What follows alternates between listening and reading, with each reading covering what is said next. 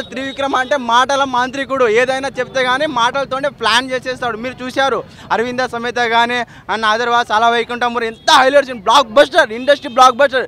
కానీ మహేష్ బాబు తోటి తీసే మట్టుకే సినిమా ఫ్లాప్ అవుతున్నాయి. మీరు చూసే ఉంటారు అతడు కానీ అండ్ కలేజా కానీ అండ్ అదర్వైజ్ ఈ మూవీ వచ్చేసి కానీ అంత ఫ్లాప్ మూవీసే.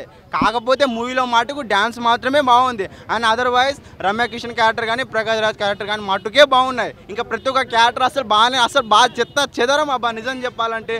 అండ్ త్రివిక్రమ్ గారు వచ్చేసి అప్పుడప్పుడు వాడున్న క్యారెక్టర్ ప్రతి ఒక్క క్యారెక్టర్ అవే రివీల్ అయితే ఉన్నాయి. పెద్ద స్టోరీ అంటూ కూడా ఏం లేదు. అనవసరంగా గుంటూరు కారం పేరు పెట్టి చెదరం చేసిండ్రు అబ్బా. నిజంగానే బాగాలేదు సినిమా. మేము పెట్టే పైసలకి సాటిస్ఫాక్షన్ అయితే అయ్యలేము. నిజం చెప్తా ఉన్నా. మేము 450 రూపాయలు టికెట్ పెడితే దీని బదులు కూలి పని చేసుకుంటే బెటర్ ఏమో. మాకు నిజంగా బెటర్ అవుతుండే. ఎందుకు తీశారో కూడా అర్థం లేదు. ఒక్క సినిమాలో చెప్పాలంటే అంత వేస్ట్, స్టోరీనే వేస్ట్.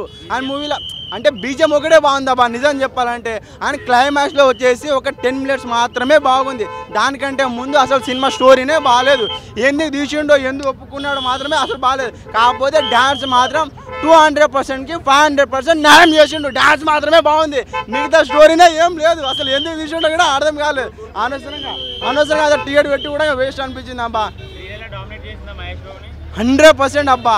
మంచి నటిని, మంచి యాక్టర్ అబ్బా శ్రీలా మాత్రం. ఖచ్చితంగా నేను చెప్తున్నా ఆ విషయంలో మాత్రం నేను ఒప్పుకుంటా.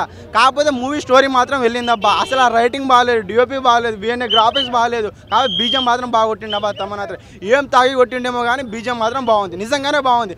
తమన్కి మాత్రం ఇది మూవీ మాత్రం హిట్ అని అనుకోవచ్చు. కాకపోతే ఈ మూవీకి మాత్రం మహేష్ బాబు ఫ్యాన్స్ మాత్రం అమ్మాయిలు కానీ చాలామంది ఉంటారు. కానీ ఈ మూవీతో మాత్రం మొత్తం సర్వనాశనం అయిపోతారు.